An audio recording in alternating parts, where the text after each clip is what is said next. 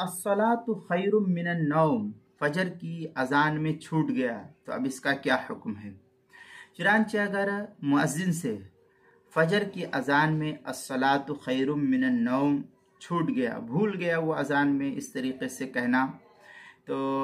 छूट जाने की सूरत में हुक्म यह है कि छूट जाए मगर फौरन अजान ख़त्म होने से पहले ही पहले, अजान अभी ख़त्म नहीं हुए, एक अजान ख़त्म होने से पहले ही पहले याद भी आ जाए तो उस कलमे को कह लेना चाहिए। जहाँ पर याद आए उसी वक्त वो फौरन उस कलमे को कह ले, और फिर जब अस्सलातु खैरुम मिनन नौम कहा है तो फिर बाद के कलिमात को उसके बाद लौटाएगा।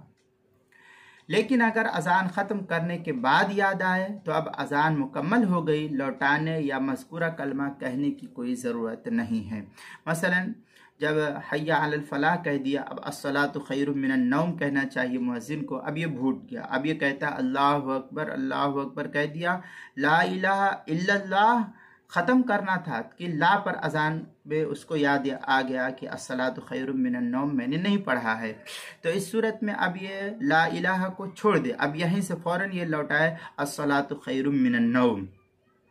2 मरतबा कहने के बाद फिर अल्लाहु अकबर कहे, अब जो है ला इलाहा इल्लल्लाह कह करके ये अजान को ख़त्म करे, ये अफजल तरीक़ा है। लेकिन जब अजान मुकम्मल हो गई, अब अजान मुकम्मल हो जाने के बाद फिर उसको याद आया है तो अब अजान को दोबारा लौटाने की ज़रूरत नहीं है, इसलिए कि अजान मुकम्मल हो गई है। चुनांचे दुर्र मुख्तार में है, व बाद फलाहिल फज्र अस्सलातु खैरुम मिनन नौम मर्रतैन, क़ौलुहु बाद फलाह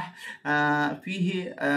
रद्दु अला मन यक़ूलु इन्ना महल्लहु बादल अजान बितमामी व हुवा इख्तारुल फज़ली बहर अनिल मुस्तफ़ा।